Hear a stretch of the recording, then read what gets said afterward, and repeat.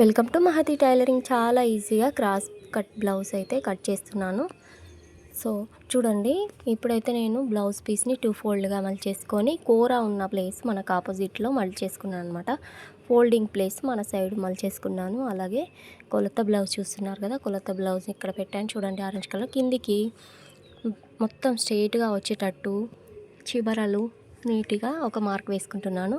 ఒక ½ ఇంచ్ గ్యాప్తో ఇంకొక మార్క్ వేసుకుంటున్నాను. సో ఇప్పుడు ఈ వీడియో చూసే వాళ్ళందరూ ప్లీజ్ నా ఛానల్ని అయితే సబ్స్క్రైబ్ చేసుకొని లైక్, షేర్, కామెంట్ చేయండి.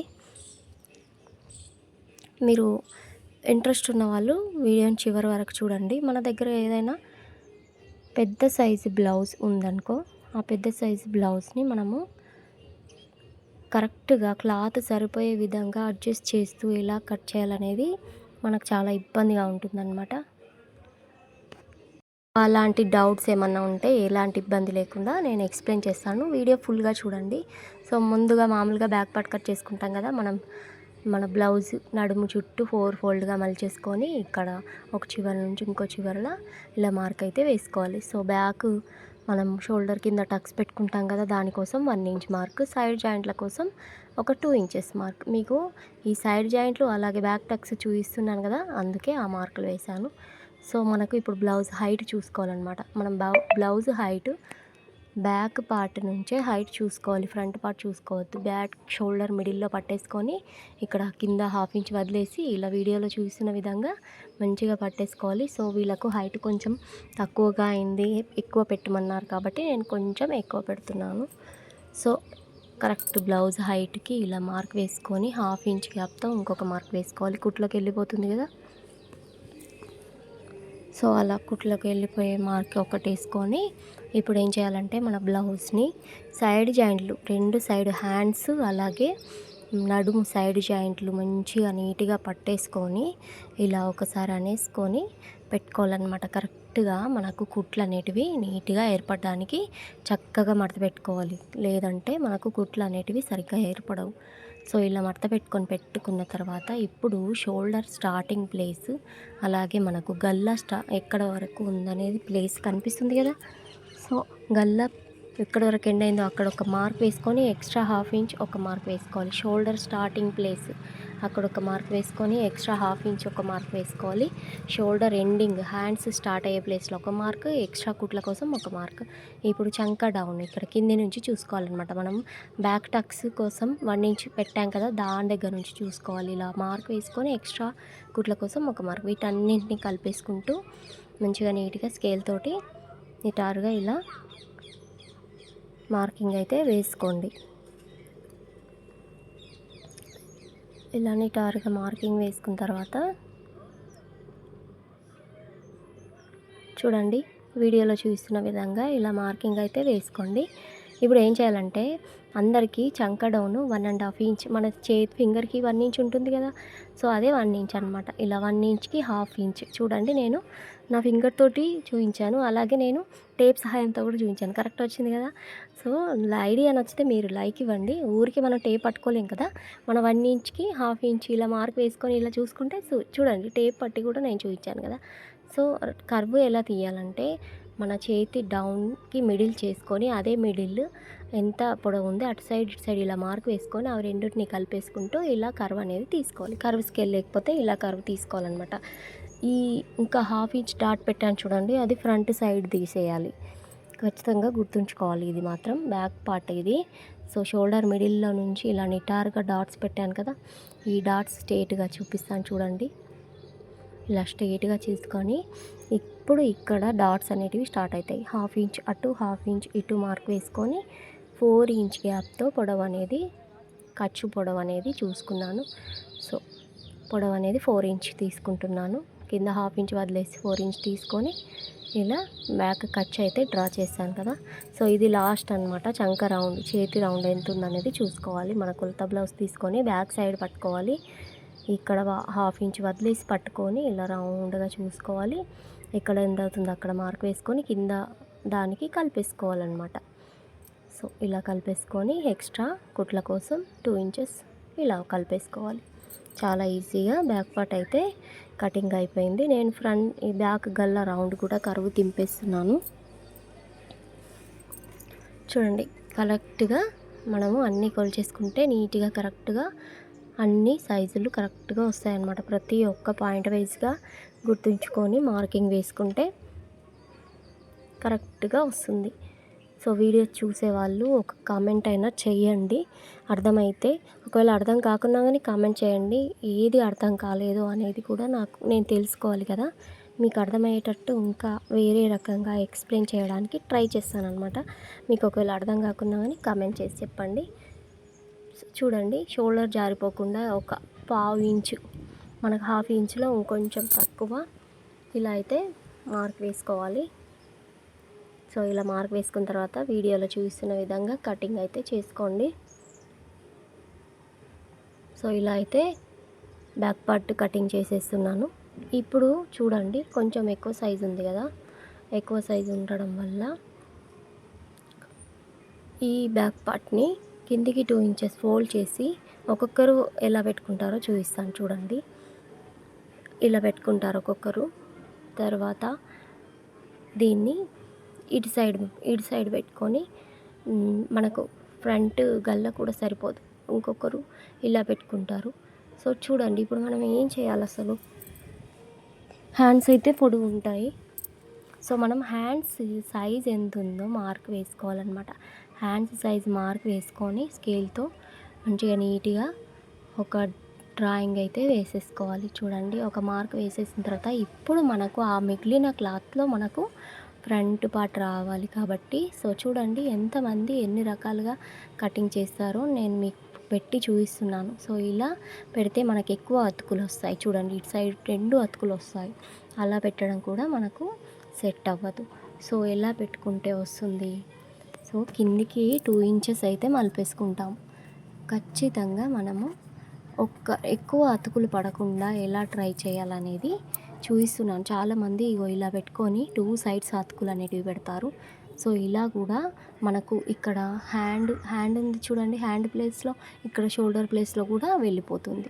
సో మనము ఒకే దగ్గర అతుకులు వచ్చే విధంగా చూసుకోవాలంటే మనకు హ్యాండ్స్ షోల్డర్ దగ్గర ఎత్తుగా ఉంటాయి. ఇట్లా కిందికి వెళ్ళేసరికంటే ఇక్కడ చూస్తున్నారు కదా, అక్కడ రౌండ్ ఎలాగో తిరుగుతుంది కాబట్టి నేను ఇలా తీసుకున్నాను అనమాట. సో ఇలా తీసుకొని ఒకటే సైడ్ దగ్గర అక్కడ సైడ్ జాయింట్ల ప్లేస్లో అతుకులు అనేటివి ఒకటే అతుకు అనేది వస్తుందన్నమాట. సో చూడండి మన కొలత బ్లౌజ్ తీసుకొని ఇప్పుడు మనము షేప్ బెల్ట్లు ఈ ప్లేస్లో సరిపోతాయని చూస్తున్నాను. షేప్ బెల్ట్లు అయితే ఈ ప్లేస్లో సరిపోతాయి. కొద్దిగా చిన్న అతుకు పెట్టేస్తే షేప్ బెల్ట్లు కూడా వచ్చేస్తాయి. సో చూడండి ఇప్పుడు కొలత బ్లౌజ్ తీసుకొని హుక్స్ పార్ట్ అలాగే షోల్డర్ నుంచి ఇట్లా మిడిల్ పెట్టుకుంటాం కదా, middle tucks only front part పట్టుకోకుండా బ్యాక్ పార్ట్ కూడా పట్టుకోవాలన్నమాట. సో చూడండి కరెక్ట్గా మార్కింగ్ వేసేసాను. హుక్స్ పార్ట్ ఫ్రంట్ గల్ల ఎక్కడి వరకు ఉందనేది చూసుకోవాలన్నమాట. ఎప్పుడైనా మనం బ్యాక్ పార్ట్ కట్ చేసేటప్పుడు ఫ్రంట్ పార్ట్ బ్యాక్ పార్ట్ కంటే గల్ల కొంచెం చిన్నగా ఉంటుంది. బ్యాక్ డీప్ ఎక్కువ పెట్టుకుంటాం కదా, సో ఈ పెద్ద సైజు వాళ్ళది కాబట్టి బ్యాక్ గల్ల ఎక్కువ డీప్ లేదు.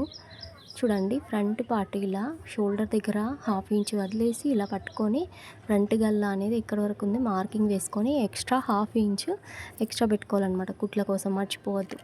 కరెక్ట్గా నేను ఇంకోసారి కూడా చూపిస్తున్నాను. ఇలా ఇంకోసారి చూసుకొని ఏదైనా మనము 1కి 2 సార్లు మార్కింగ్ అనేది చూసుకోవాలన్నమాట.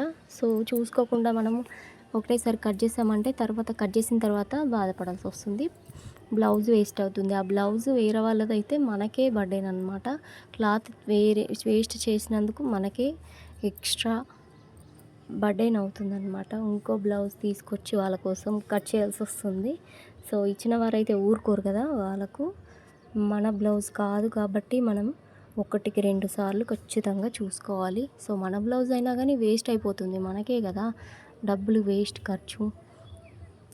సో ఇలా hooks part correct middle tucks కోసం గ్యాప్ వదిలేసి ఇలా మార్క్ వేసుకున్నాను. సైడ్ జాయింట్లో కూడా ఇలా మార్క్ వేసుకున్నాను.